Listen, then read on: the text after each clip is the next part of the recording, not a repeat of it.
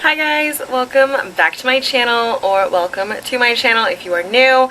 My name is Lauren, and today me and my friends are going to go to Chariot Crest Farms and have a wonderful little fall girls' day. So if you guys are interested in hanging out with us, then just keep watching.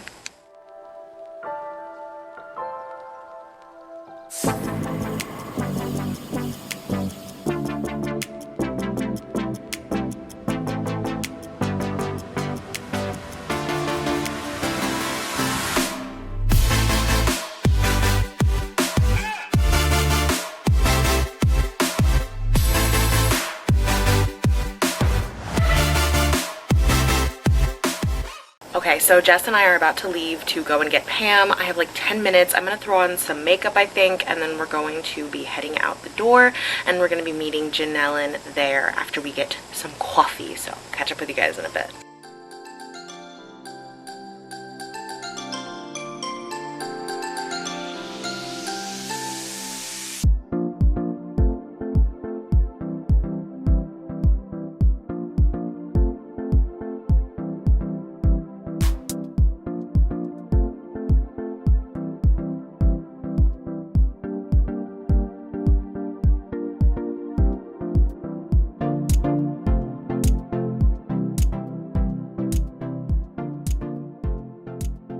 Well, we've arrived. We have to walk forever past a trillion cars because there's a trillion people here. So we're gonna go find Janellen by the silo.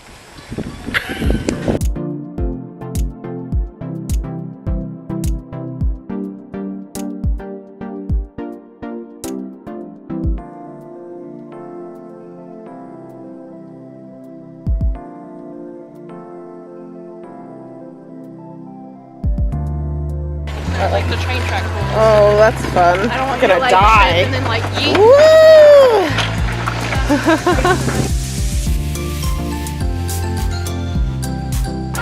Butter making. We gonna churn some butter. Gonna churn some butter? Yeah. Butter. Oh, look at the trains. We're gonna look at the train, y'all. Are y'all ready for this? Are y'all ready for this? Are y'all ready for this?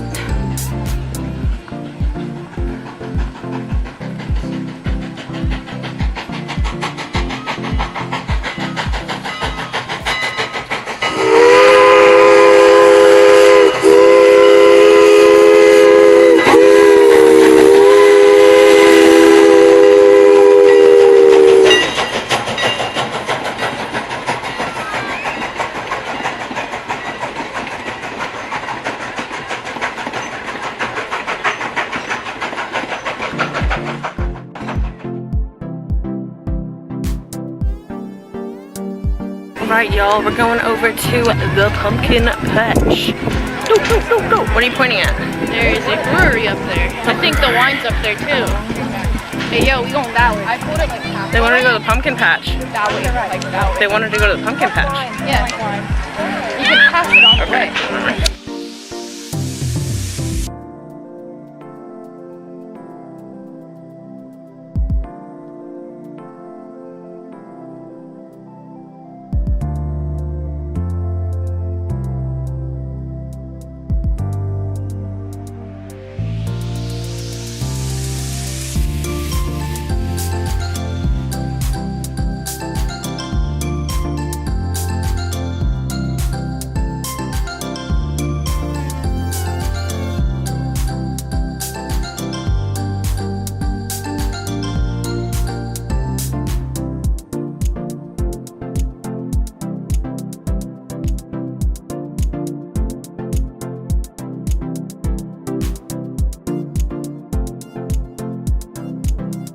It's a beautiful day. I'm a little hot because I'm wearing a sweater, but It's really warm. it's cute, so I'm wearing it.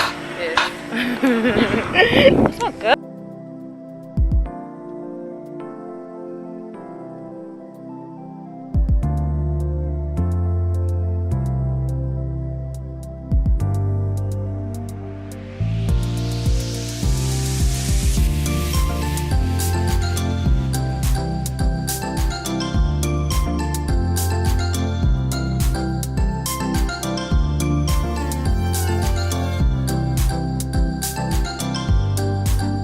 we're just walking through. They had gem mining back there, and we're just kind of exploring. Regular slushies, slurshies. Be much. Oh, like regular. I'd actually be down for that, to be honest, because I'm just hot. Yeah, let's do it. People who love to eat are always the best people. It's because those people usually have good taste. Apple cider slushy. So good. I'm so glad I caught that on camera. Do you want some slushies? Don't give him a slushie. Why? He would love it. No, I want to touch him. He's not letting me touch him. I'm touching him. Oh, his butt's all yucky.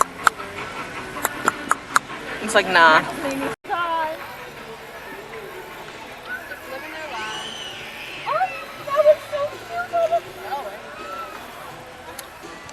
We're gonna go on the hay ride soon, so stay tuned for that. That'll be super exciting. They're full, but we're gonna go on the next one.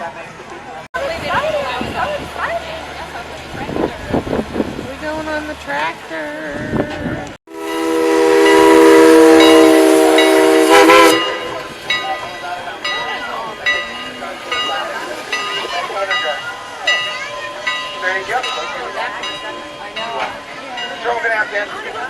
Always a different thing coming down the line. Well, you can take that from Stroudsburg and mine and then do another one here and then go back. Well, yeah, you take it from Stroudsburg and then you can go up to the property station. It's not far. Yeah, the train is right down the road. Okay, let me meet you. Okay. No, you're not. The original property. Her name was Madame Marie, or Mary, in English, Faree, F-A-R-R-E-E. Now there's early 1700s. There's about a dozen ways to spell her last name. I don't think anyone gets it right. She was again, early 1700s. She was a recently widowed mother of 6 French Huguenot. A Huguenot is a Christian sect, Protestant, being persecuted in France because of her religion by the Catholic Church. She wanted to come to the New World to obtain religious freedom and to buy land. She had money from her husband, who had owned a silk mill in France. Now, she makes her way around 1709 to London. She meets the founder of Pennsylvania. Who would that be? William Penn, thank you. Just say it out loud, just like it is. William Penn, who's able to get an audience for her with Queen Anne of England, which is a big deal. Now, through the whole process, she's able to obtain the rights to purchase 2,300 acres in this area. Okay, now the original tract of land for Pennsylvania was 40,000 square miles. She went after 2,300 acres in here, and in fact it's referred to, it wasn't called Pennsylvania, it was called Penn's Woods. Now, by the way, her name never appeared on the deed. Why not? Female. She was a woman, yeah. Women could not own property back then. I didn't make up that rule, ladies, so do not throw me under the tractor. Okay, not me, all right? Now, she makes her way around oh, by the way, the land went to her son and son-in-law, his last name was Lefevre. Now, she makes her way around 1710 to the colony of New York in the New World. She's up there a couple years, makes it down here in 1712. Thought the area here was absolutely beautiful. In fact, she referred to it as Paradise, which is where we get the name Paradise, Pennsylvania. Now, 4 years later, she passes away. She's only 63. That was 1716. She's buried about a mile east of here in a cemetery called Carpenter Cemetery. She was the first resident of that cemetery. And by the way, she couldn't even own her burial plot. Strange. But that is history. We do not change history.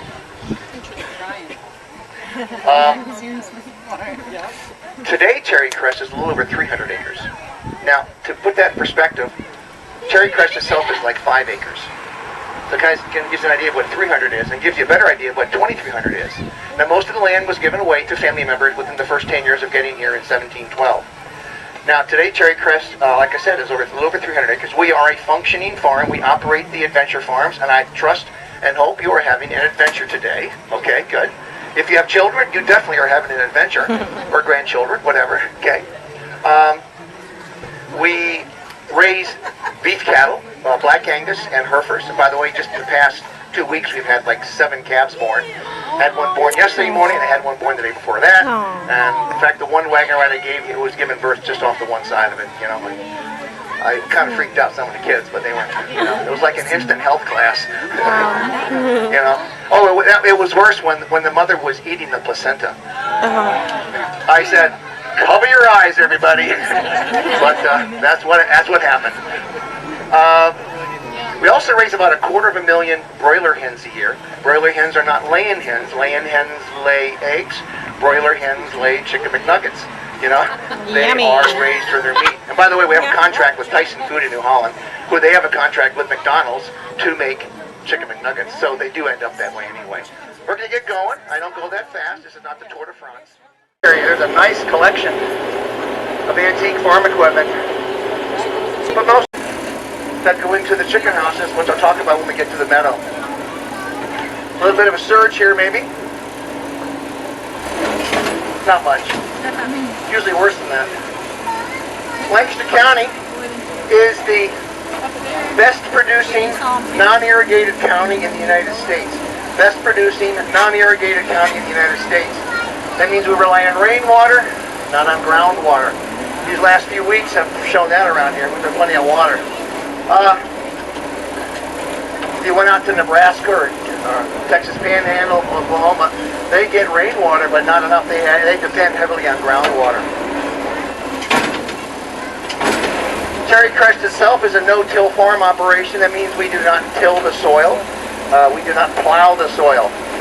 Over half the farms in Lancaster County are in fact no-till operations. That means instead of cutting the sod and turning it over in preparation for planting, we do not then expose this topsoil to wind and water erosion.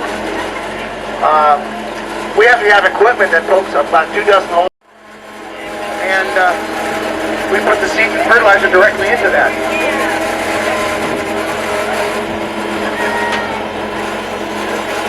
Now you'll see 3 corrals on our right-hand side as we go down this way.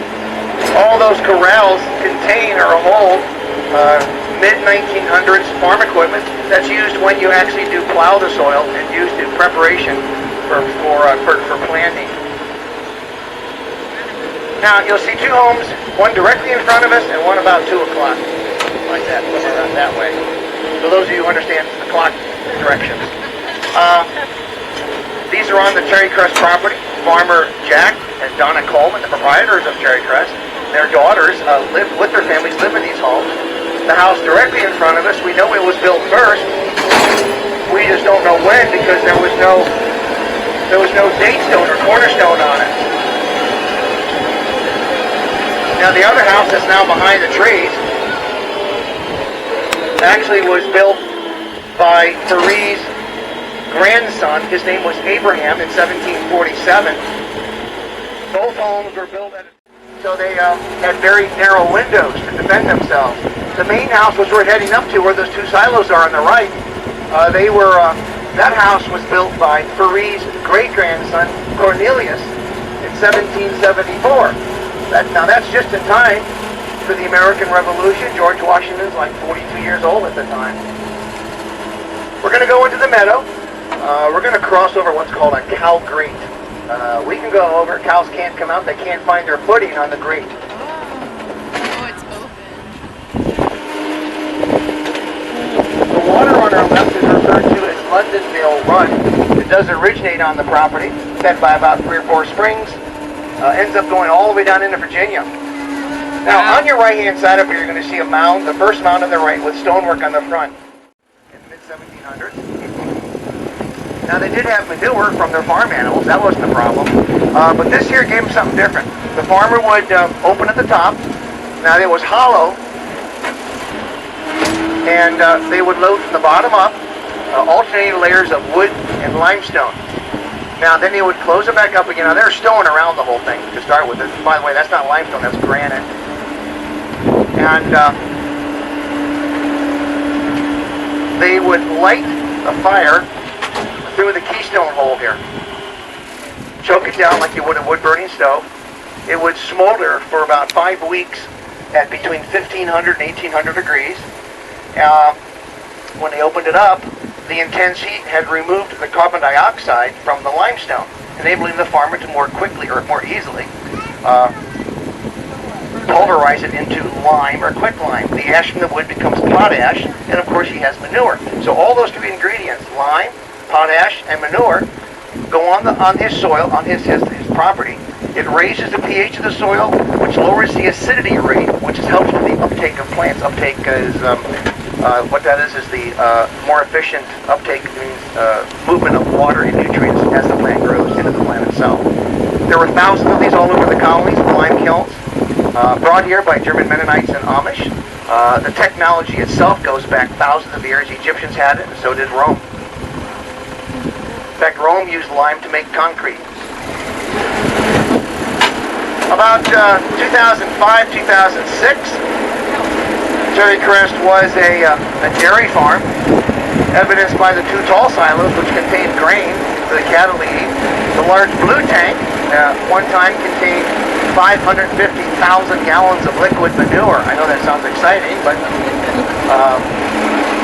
it is to a farmer like liquid gold. Now the small chicks I talked to you about in the Discovery Barn that you could hold in the palm of your hand, 3 days old,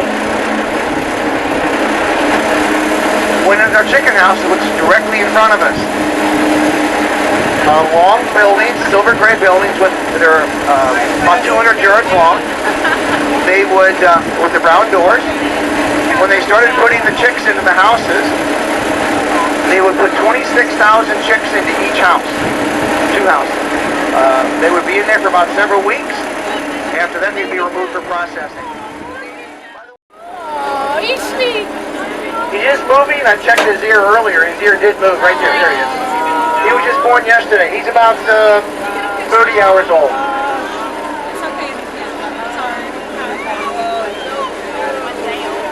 And by the way, this is Mother right here.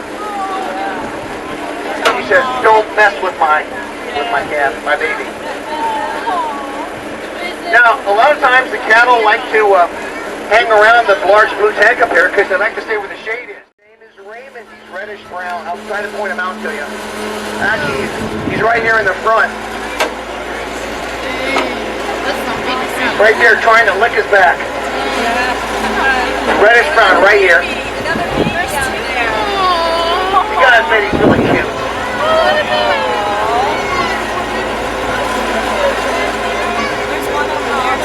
The other one back there with the tan cow, that was born 2 days ago. She's back just behind her. Now, during the dairy days, the dairy cows would come up this ramp about twice a day, once in the morning and once mid-afternoon. They'd go into the milking parlor on the left. On a very hot day, a milking cow could drink anywhere from 55 to 65 gallons of water. That's like draining your bathtub every day. They would eat about 80 to 90 pounds of feed, and that is food. It would be hay, silage, and of course grazing out in the pasture. All to produce anywhere from 6 to 7 gallons of milk for over 50 pounds. Now the milk would be pumped along the pipeline in the eaves of the top of the roof line. It would be stored as you go around the end of the building. You'll see a 1,000-gallon tank on your left-hand side, stainless steel, and be put in there, be quickly cooled to about 38 degrees to maintain freshness. Every other day or so, a tank truck would come by to remove it to be processed into your favorite ice cream. Mine would be chocolate almond amaretto. Oh, yum. Yes, it's good. Say, what flavor is that?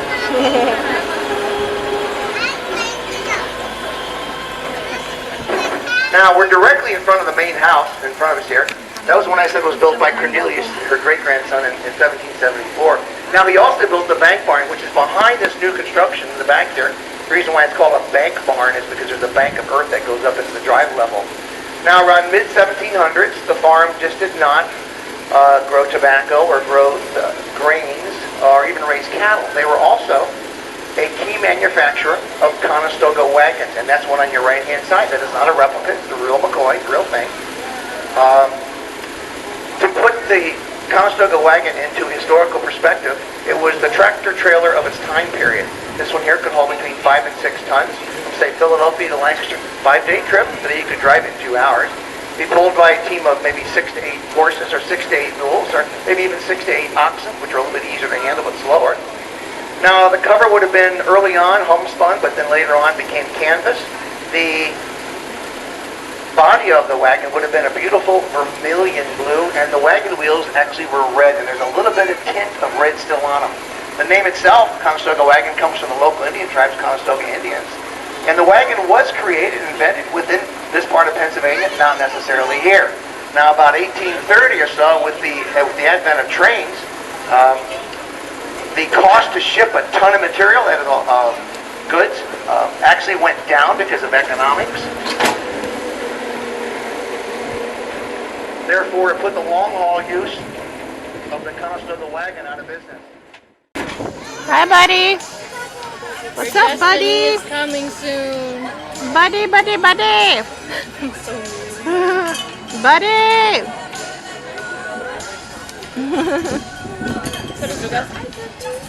Buddy. He's a pretty hefty Hey, buddy. packing the floor. Oh, 'cause there's Buddy.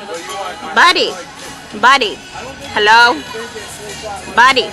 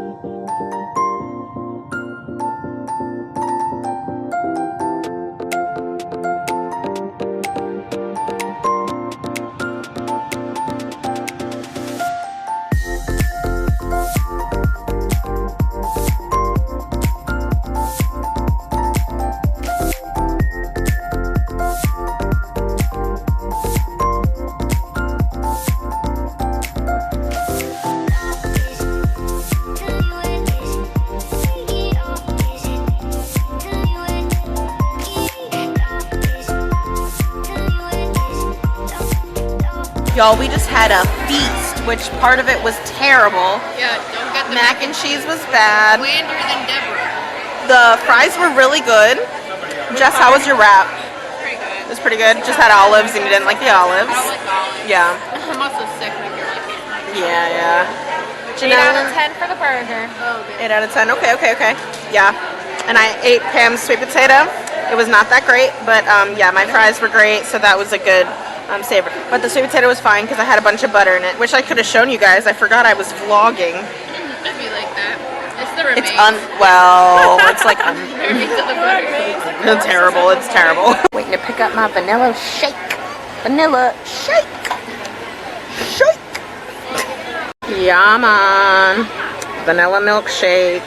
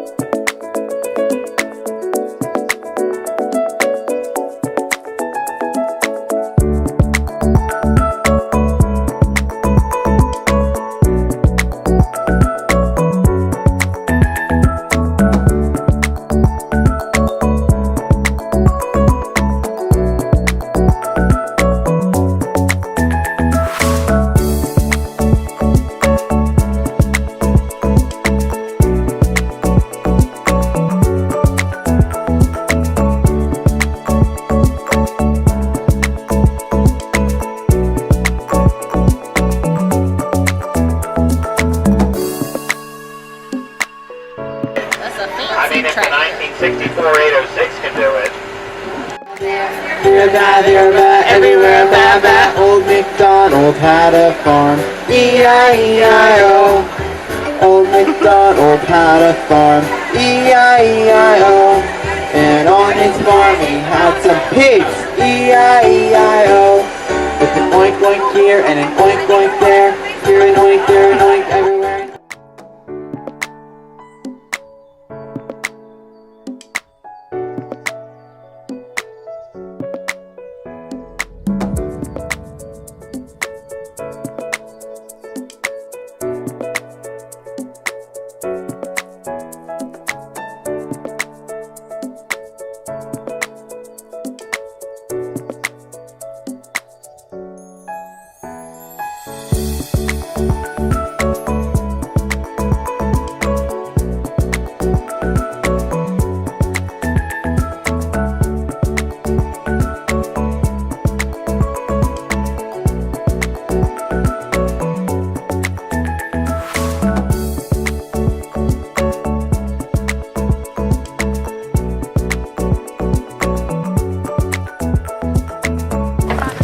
The joy. The joy.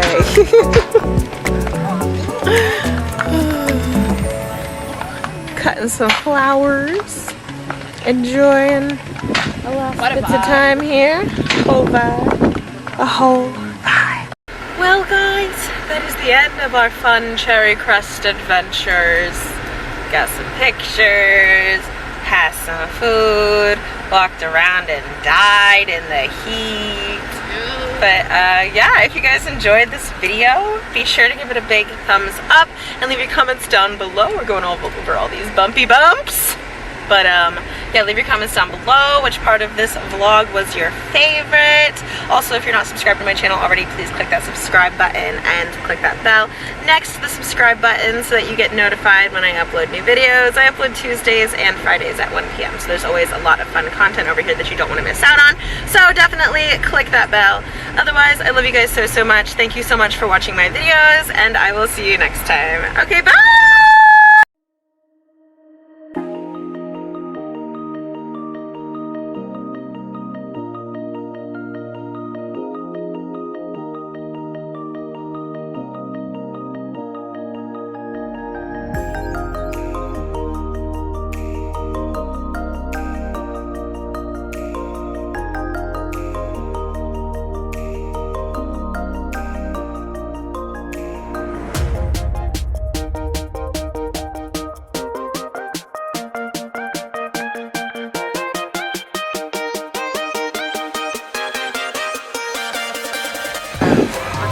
Oh, she's vlogging. I think I pushed record. Oh, you did. Oh.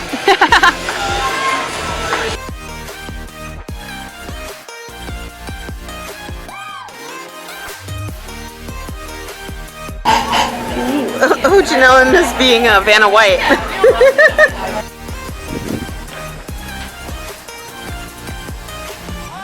What? Red or yellow? Yellow.